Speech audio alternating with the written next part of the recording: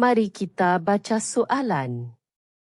Kita ada 3 persamaan serentak. Setiap satu mengandungi 3 anu, X, Y, dan Z. Tugas kita adalah mencari ketiga-tiga nilai ini.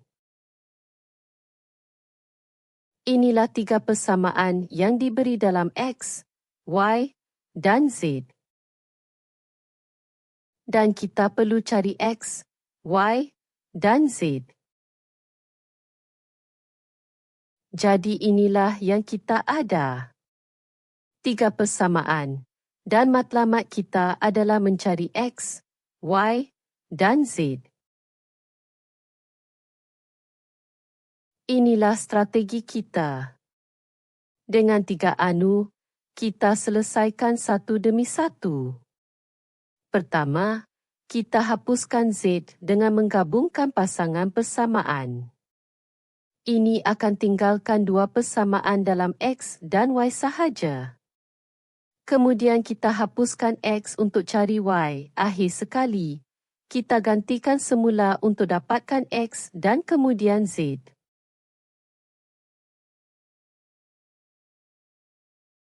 Langkah 1. Kita mahu hapuskan Z daripada persamaan 1 dan 2. Persamaan 1 ada negatif 2Z. Persamaan 2 ada positif 4Z. Jika kita darabkan persamaan 1 dengan 2, sebutan Z akan menjadi negatif 4Z, yang membatalkan dengan sempurna bersama positif 4Z dalam persamaan 2. Inilah persamaan 1 dan 2. Darabkan setiap sebutan persamaan 1 dengan 2. Tambahkan ini kepada persamaan 2.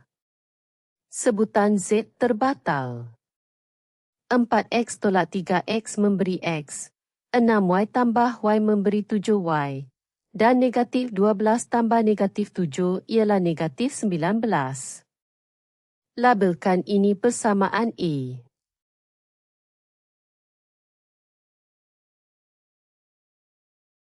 Langkah 2. Sekarang kita hapuskan Z menggunakan persamaan 1 dan 3. Persamaan 3 sudah ada negatif 6Z. Darabkan persamaan 1 dengan 3 supaya sebutan Z akan menjadi negatif 6Z. Perkali yang sama. Kemudian tolak persamaan 3 untuk membatalkannya. Persamaan 1 dan 3. Darabkan persamaan 1 dengan 3. Tolak persamaan 3. Sebutan Z terbatal. 6X tolak negatif 4X memberi 10X. 9Y tolak negatif 5Y memberi 14Y. Dan negatif 18 tolak 4 ialah negatif 22. Labelkan ini persamaan B.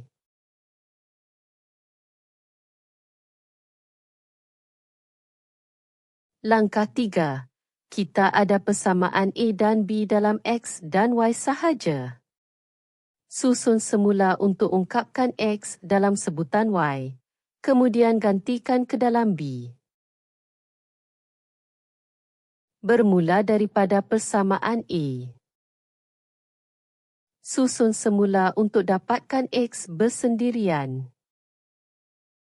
Persamaan B ialah 10X tambah 14Y sama dengan negatif 22.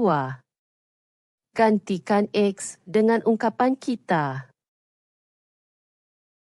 Kembangkan.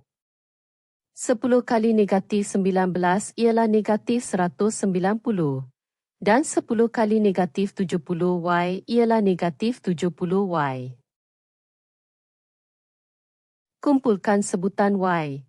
Negatif 70 tambah 14 ialah negatif 56. Pindahkan negatif 190 ke sebelah kanan. Negatif 22 tambah 190 ialah 168. Bahagikan kedua-dua belah dengan negatif 56. Y sama dengan negatif 3.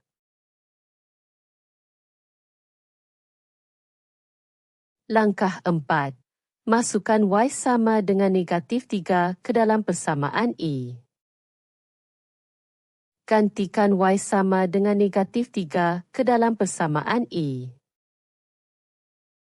7 kali negatif 3 ialah negatif 21.